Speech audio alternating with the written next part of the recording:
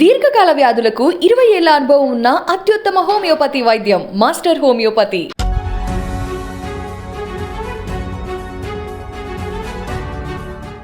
రెండు 2024కి సంబంధించి లోక్సభ ఎన్నికల్లో కీలకం కాబోతున్నటువంటి 3 అంశాల గురించి మనం మాట్లాడుకోబోతున్నాం.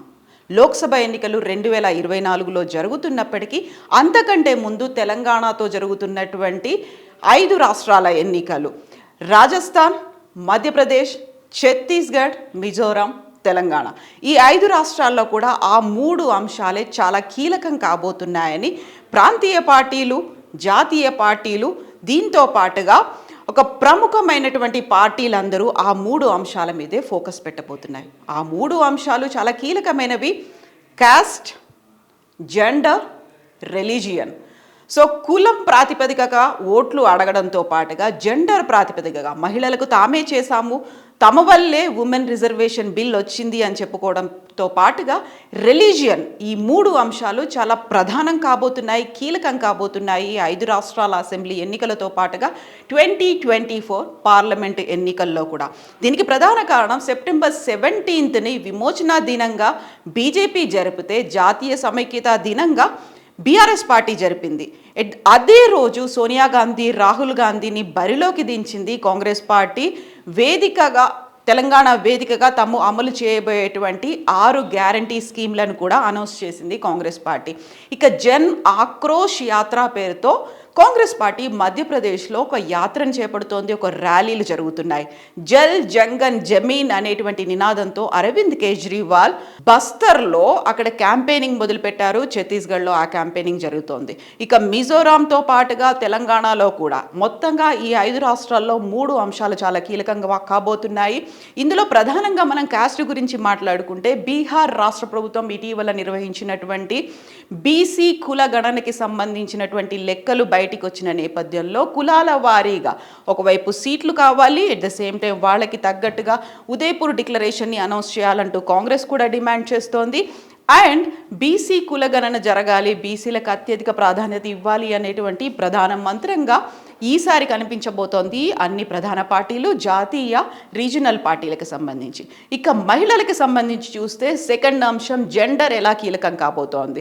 సో పోరాడి సాధించాం, మేమే పోరాటం చేశాము, అఖిల పక్షాన్ని తీసుకొచ్చాము, మా వల్లే వచ్చింది అంటూ బీఆర్ఎస్ చెప్తోంది. అండ్ మేమే వివిధ దశల్లో కొన్నేళ్లుగా పెండింగ్లో ఉన్నటువంటి ఉమెన్ రిజర్వేషన్ బిల్లుని ప్రత్యేక సమావేశాలు పెట్టి మరీ తీసుకొచ్చామని చెప్తున్నటువంటి బీజేపీ ఉమెన్ మీద కూడా ఫోకస్ పెట్టింది. ఓవరాల్గా ఉమెన్ రిజర్వేషన్కి సంబంధించి కాంగ్రెస్ పార్టీది కూడా స్టాండ్ ఉంది.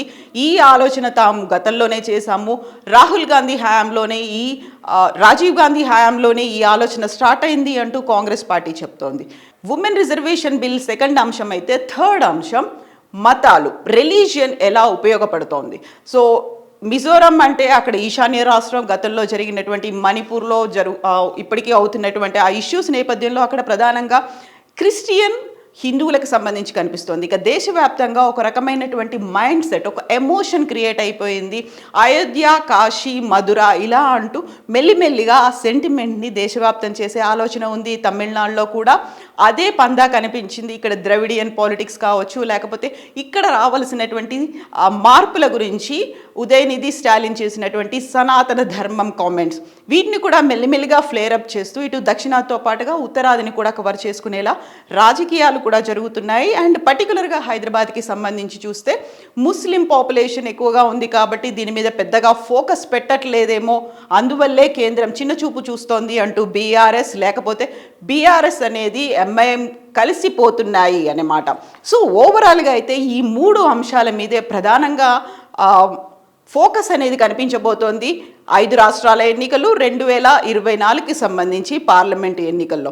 సో గతంలో కనిపించినటువంటి ఒక సెంటిమెంట్ అనేది ఈసారి కనిపించబోతోంది. ప్రధానంగా ఉమెన్ రిజర్వేషన్ బిల్ ఎవరు తీసుకొచ్చారు, బీసీ కులగణన జరగాలి, లేకుంటే మతానికి సంబంధించి ఈశాన్య రాష్ట్రాల్లో క్రిస్టియన్లకి, హిందువులకి మధ్య జరుగుతున్నటువంటి ఒక కాన్ఫ్లిక్ట్ అనేది, దాన్ని యూస్ చేసుకోవాలి అనేటువంటి ఆలోచన కనిపిస్తోంది. అండ్ మిగతా అంతా ఉత్తరాది దక్షిణాదిలో కూడా హిందూ ముస్లింకి సంబంధించి ఒక ఎమోషన్ని క్రియేట్ చేయాలి అనేటువంటి ఒక ఆలోచన అండ్ సనాతన ధర్మానికి సంబంధించినటువంటి ఒక చర్చ, ఇవన్నీ కలుపుకున్నట్టయితే ఒకవైపు ట్రైబల్స్కి సంబంధించి, ఆదివాసీలకు సంబంధించి, జెండర్కి సంబంధించి అన్నిటినీ కలుపుకొని ఈ 3 అంశాలే కీలకంగా ముందుకెళ్ళాలి అనుకుంటూ అన్ని పార్టీలు ఆలోచిస్తున్నాయి. సో ఎవరు ఎలా ఉండబోతున్నారు, ఫ్యూచర్లో ఏం చేయబోతున్నారు, నిజంగా ఈ 3 అంశాలు ఒక మంత్రంగా ముందుకెళ్తున్నటువంటి పరిస్థితుల్లో ఓటర్లు ఆ దిశగా ఆలోచిస్తారా, ఇంతకు బియాండ్ ఇంకా ఆలోచనలు ఉన్నాయా, లేకుంటే ప్రాంతీయంగా ఉన్నటువంటి సమస్యల మీద ఫోకస్ పెట్టాల్సినటువంటి అవసరం ఉందని ఇక్కడ లోకల్ ఓటర్స్ భావిస్తున్నారా?